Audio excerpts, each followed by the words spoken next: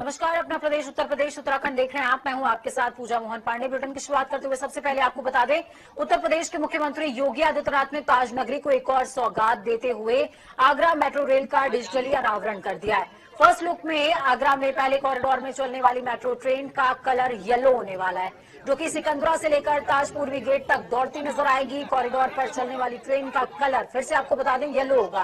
करीबन 12:30 बजे सीएम आगरा के खेरिया एयरपोर्ट पहुंचे। सबसे पहले उन्होंने आजादी के अमृत महोत्सव के अंतर्गत निकाली जा रही जागरूकता रैली को रवाना किया।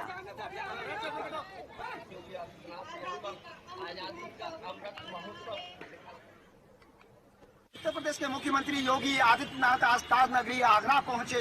उन्होंने आज यहां पर आगरा मेट्रो में स्थलीय निरीक्षण किया। इसके साथ ही उन्होंने डिजिटल अनावरण किया।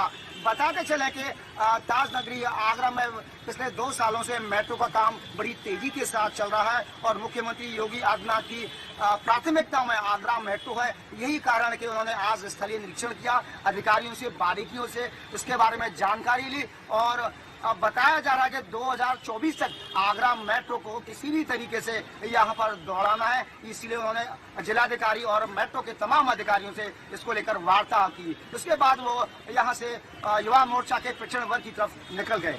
प्रदीप रावत, जनता टीवी, आगरा। तो वहीं आपको बता दें कि आज सावन का आखिरी सोमवार है और कहते हैं भगवान शिव को प्रसन्न करने के लिए इससे शुभ दिन कोई और नहीं। तो आज सावन मास का चौथा यानी कि अंतिम सोमवार है। शिव भक्तों के लिए सावन के सोमवार का विशेष महत्व है। सावन के आखिरी सोमवार को आज सुबह से ही शहर के शिवालय बम बम हर हर से गुंजायमान है। हर तरफ महादेव के जयकारों की गूंज सुनाई दे रही है। वहीं शहर की सड़कें कावड़ यात्रियों से गुलजार नजर आती हैं। शिवालयों में सुबह से ही जलाभिषेक, दुग्धाभिषेक, पंचामृत अभिषेक के लिए भक्तों का तांता लगा हुआ है। इस बीच सुरक्षा व्यवस्था के भी पुख्ता इंतजाम। कई मंदिरों के बाहर पुलिस भी भारी तादाद में तैनात नजर आ रही है, क्योंकि किसी भी संभावित खतरे से निपटने के लिए सुरक्षा के पुख्ता इंतजाम हैं। तस्वीर आपकी टीवी स्क्रीन पर आ चुकी। वाराणसी केदारनाथ का बाबा केदार के दर्शन आप घर बैठे कीजिए। हम कोशिश कर रहे हैं कि हर ज्योतिर्लिंग की तस्वीर आप तक पहुंच सके। वाराणसी की तस्वीरें देखिए, बाबा काशी विश्वनाथ और बाबा केदार। अयोध्या की तस्वीरें आपकी टीवी स्क्रीन पर। राम की नगरी से जब शिव की तस्वीरें सामने आए तो समझ जाइए कि क्या है सावन का माहौल। लखनऊ की तस्वीरें आपको दिखा रहे हैं, रायबरेली, फतेहपुर, बाराबंकी, गोरखपुर।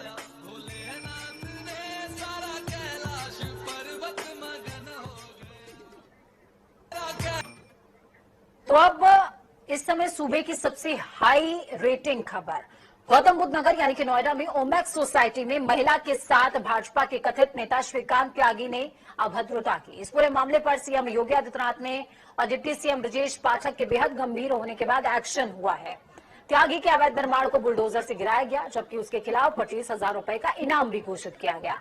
आपको बता दें कि इस पूरे मामले का सीएम योगी ने खुद संज्ञान लिया और उनके निर्देश पर आज कार्रवाई भी अमल में लाई जा रही है। श्रीकांत त्यागी उर्फ लंगड़ा त्यागी के अवैध निर्माण पर बुलडोजर चलाया गया है। फिलहाल त्यागी की लोकेशन ऋषिकेश में मिली है। उसको पकड़ने के लिए पुलिस की 7 टीमें भेजी गई हैं।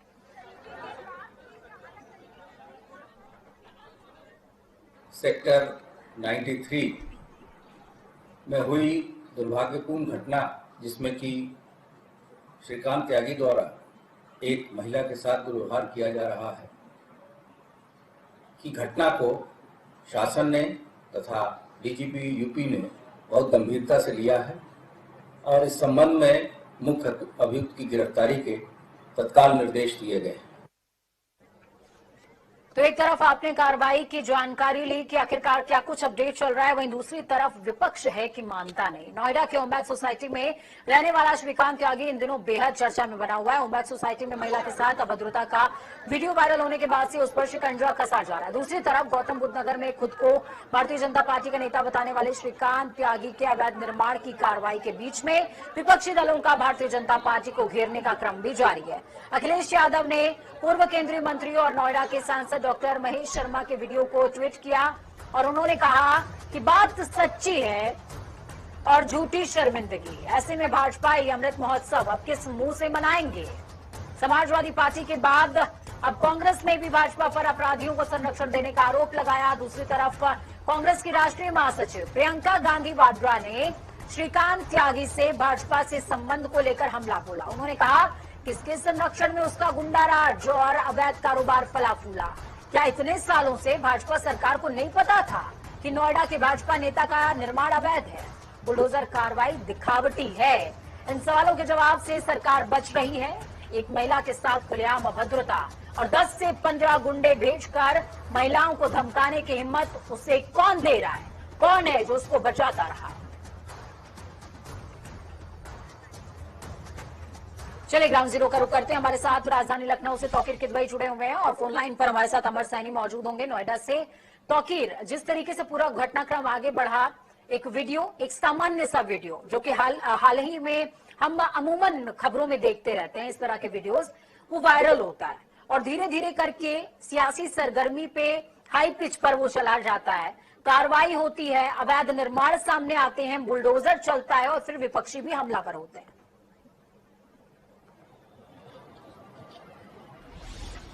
देखिए, इसमें सबसे बड़ा सवाल यह है कि जो श्रीकांत त्यागी है वो नोएडा में, क्योंकि जिस तरह विपक्ष आरोप लगा रहा है कि उनको पुलिस का संरक्षण था, भाजपा नेताओं का संरक्षण था, तो इसमें सच्चाई ढूंढनी होगी कि क्या अब भारतीय जनता पार्टी के नेताओं का संरक्षण उसे प्राप्त था, क्योंकि जिस तरह से समाजवादी पार्टी हो चाहे कांग्रेस हो, वो लगातार इसी बात पर हमला कर रहे हैं। दूसरी तरफ जो भारतीय जनता पार्टी की बात की जाए तो वो लगातार कोशिश कर रहे हैं ये बताने की कि उसका भाजपा से कोई लेना देना नहीं था। लेकिन पुलिस कमिश्नर नोएडा का जरूर उसमें भूमिका की जांच हो रही है, क्योंकि 4 से ज्यादा गनर श्रीकांत शर्मा के साथ थे। अब उसके जांच के आदेश दिए गए और कहा गया है कि ये गनर किसके कहने पे दिया गया, कौन इनको दे रहा था। सबसे बड़ी बात है कि गनर प्रोवाइड करने का जो तरीका है वो या तो नोएडा कमिश्नर कर सकते थे या फिर एसीएस होम। तो जाहिर तौर पर कि नोएडा कमिश्नर इस जांच के घेरे में जरूर आएंगे और उनकी कुर्सी भी जरूर खतरे में आएगी कि किनके कहने पर उन्होंने 4 गनर दिए। फिलहाल इस तरह के नेताओं के बयानबाजी के बाद माहौल जरूर गर्मा गया है, क्योंकि राजनीति में सबसे बड़ा मुद्दा इस समय श्रीकांत त्यागी है। उसके अवैध निर्माणों पर बुलडोजर चल रहा है और साथ ही जीएसटी की टीम भी उस पर छापेमारी कर रही है और जानकारी जुटा रही है कि किस तरह से इन्होंने अपने संपत्ति बनाई है। उनके ऊपर एलडीए जो नोएडा अथॉरिटी है वो भी कोशिश कर रही है उस खंगाले जा रहा दस्तावेज कि जो इनकी प्रॉपर्टी बनी हुई है वो लीगल है या इलीगल है। तो फिलहाल श्रीकांत त्यागी की मुश्किलें जरूर बढ़ी हैं, लेकिन जो भारतीय जनता पार्टी के नेता है वो बचाव में कम उनके खिलाफ और सबसे बड़ी बात तो तौकीर ये भी है कि इस एक पर्टिकुलर घटना के बाद जो छोटे भैया नेता हैं उन पर लगाम जरूर कसेगी। जी बिल्कुल, जिस तरह से देखिए यहाँ पर भी देखने को मिलता है, लखनऊ हो चाहे नोएडा हो चाहे आगरा हो इलाहाबाद हो, जिस तरह के जो शहर हैं थोड़े से वो महानगर हैं, उन जगहों पर इस तरह के नेताओं का जोर शोर ज्यादा रहता है। जो उनके पास गाड़ी है, आसपास ठहरने वाले लोग हैं, वो इतना बड़ा कर देते हैं उनको कि वो भी आपस से बाहर रहते हैं। तो सबसे बड़ी वजह ये सामने निकल के आती है कि श्रीकांत त्यागी जैसे नेता फिर इस तरह की महिलाओं के साथ भी अभद्रता करते हैं। उनको लगता है कि उनके पास नेताओं का संरक्षण है, उनके पास पुलिस है, तो वो किसी के साथ कुछ भी कर सकते हैं। लेकिन भारतीय जनता पार्टी ने एक एग्जाम्पल जरूर पेश किया है, जिस तरह श्रीकांत शर्मा के खिलाफ कार्रवाई हो रही है, उसकी अवैध संपत्ति ढूंढी जा रही है, उसके अलावा उसकी दबिश के लिए कई टीमें रवाना हुई हैं। लेकिन इन सबके बीच नोएडा कमिश्नर की कुर्सी जरूर खतरे में नजर आ रही है। बिल्कुल, बहुत शुक्रिया तौकीर हमारे साथ जुड़ने के लिए, अहम जानकारी साझा करने के लिए। अमर जुड़े हुए हमारे साथ में।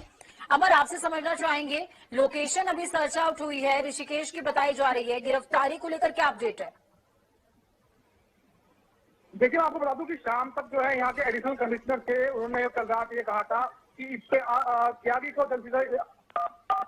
की जाएगी। हालांकि अभी तक उसका कोई पता नहीं पड़ा है, अभी तक वो फरार चल रहा है। और जो उसके तमाम जो कल छुट्टियां नेता थे, कल वो सोसाइटी के अंदर घुसे थे, लगभग उनको पुलिस ने अरेस्ट कर लिया है और उनको जेल भेजा जा रहा है। लगभग 11 मुकदमों में 11 धाराओं में मुकदमा जो है पंजीकृत किया गया है। और हालांकि आपको बता दूं कि अभी तक जो है पुलिस जो है दबाव पूरा बना रही है और प्रयास कर रही है। लगातार जो है टीमें जो है वो बाहर निकल चुकी है पकड़ने के लिए। हालांकि जो बताया जा रहा है कि इसकी जो अवैध निर्माण था, अवैध जो इसकी दुकानें थी, प्रॉपर्टी थी, हालांकि उनको जो है अधिकारी जो है खंगालने में लगे हुए हैं। यहाँ पे तमाम अधिकारी जो है प्राधिकरण के ले लीजिए, एग्जाम ले लीजिए, चाहे पुलिस फोर्स ले लीजिए, वो इस समय बिल्कुल मौजूद है। और जो आगे जीएसटी के जो अधिकारी हैं, इनकम टैक्स अधिकारी, वो लगातार जो है इसकी प्रॉपर्टी को खंगालने में लगे हैं, कागज को खंगालने में लगे हैं। आगे जो जानकारी भी फिलहाल की जा रही है। जी चलिए, बहुत शुक्रिया हमारे साथ जुड़ने के लिए, अहम जानकारी साझा करने के लिए। मथुरा की भगवान श्री कृष्ण जन्मभूमि और शाही ईदगाह मस्जिद के जमीनी विवाद को लेकर आज मथुरा के सीनियर डिवीजन कोर्ट में दोनों ही पक्षों के वकील शामिल हुए, जहां आज नारायणी सेना के अध्यक्ष मनीष यादव की ओर से दायर याचिका पर कोर्ट को सुनवाई करनी थी। कोर्ट में मनीष यादव के वकील ने सारे साक्ष्य साझा किए। मंदिर की जमीन के मालिकाना हक से जुड़े कागजात भी पेश हुए। तो वहीं सुन्नी वक्फ बोर्ड की तरफ से भी वरिष्ठ वकील तनवीर अहमद भी कोर्ट में मौजूद थे, जहां पर उन्होंने मामले में अगली सुनवाई के लिए कोर्ट की तरफ से माननीय न्यायालय की तरफ से अगली तारीख तय हो गई है और वो तारीख है 26 तारीख।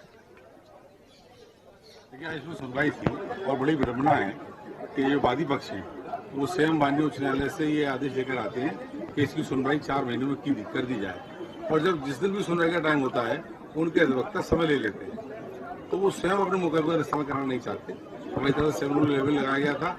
आज सुननी सेंटर पर कोर्ट के अधिवक्ता निगम साहब ने कॉपी भी मांगी थी, तो आज वो कॉपियां दे रहे हैं, जबकि माननीय न्यायालय का आदेश ये था 5 तारीख को, पिछली इससे पहले डेट को, कि 2 दिन के अंदर। आज कोर्ट में हमें डिफेंडेंट नंबर 1 को जो हमकी शिकायत थी, जो शिकायत जैसे कोई आधार थाने की 2 बार ऑलरेडी हम फॉर्म सप्लाई करा चुके थे, तो उनका कहना था कि हमें एनेक्स की कॉपी नहीं मिली। वो आज हमने ऑनरेबल कोर्ट के सामने वो सभी कॉपी उनको आज रिसीव करवा दी है, और आगे देखते हैं वो क्या बहाना ढूंढते हैं। वहीं यूपी के एमएसएमई मिनिस्टर राकेश सचान सोमवार को दोपहर के समय कोर्ट में हाजिर हुए थे, फरार चल रहे थे अभी तक। कोर्ट में मामले के सभी बिंदु पर सुनवाई पूरी हो गई और कोर्ट ने उन्हें सजा भी सुनाई थी। एसीएमएम 3 कोर्ट ने सचान को आर्म्स एक्ट मामले में 1 साल की सजा और 1500 रुपए का जुर्माना लगाया था। हालांकि सचान को 50,000 के बेल बॉन्ड पर जमानत मिल गई है और यानी कि फिलहाल वो जेल नहीं जाने वाले। और सबसे बड़ी बात इस पूरे केस में क्या है वो भी समझिए। कोर्ट के दरवाजे बंद करके ये पूरी सुनवाई हुई है। इस दौरान कोर्ट रूम में सिर्फ वकील मौजूद थे, जबकि बाकी सभी को बाहर का रास्ता दिखा दिया गया। कचहरी परिसर में सुबह से मंत्री के समर्पण को लेकर गहमागहमी थी। यही वजह थी कि सुरक्षा के बीच चाक चौबंद इंतजाम थे।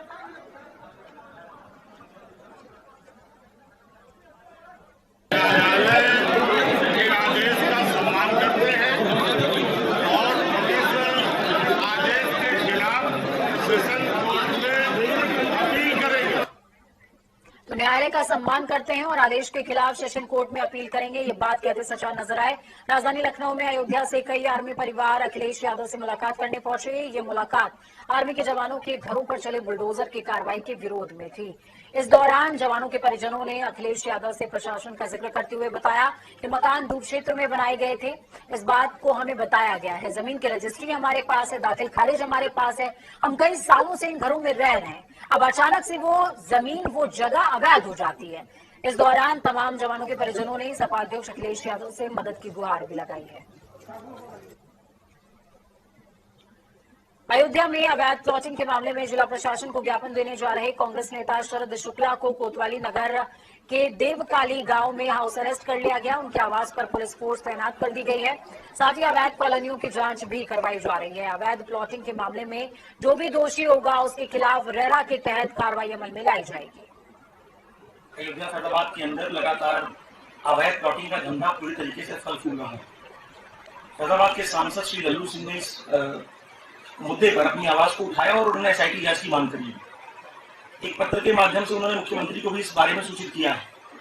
हम तमाम सारे कांग्रेस पार्टी के लोग इस मुद्दे पर आम जनता के साथ खड़े हैं।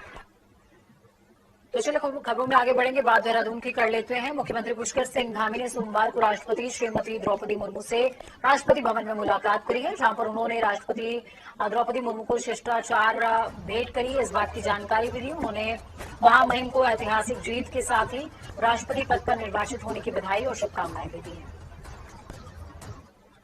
भाजपा प्रदेश अध्यक्ष महेंद्र भट्ट ने बयान दिया, कहा आज हरिद्वार भाजपा कार्यकर्ताओं के बीच मां गंगा का आशीर्वाद लेने जाएंगे। हर घर तिरंगा अभियान के तहत हरिद्वार में 5000 तिरंगे दिए जाएंगे। उत्तराखंड में सभी जनपदों में आगामी प्रोग्राम जाने का है। कल 9 अगस्त को उधम सिंह नगर विधानसभा में जाएंगे, तो वहीं 10 अगस्त को भाजपा अध्यक्ष महेंद्र भट्ट हल्द्वानी में मौजूद रहेंगे। मामला कोर्ट का हमारे साथ ही नहीं, जितने भी क्षेत्र में आवाज करेंगे सब प्रकार का विषय है।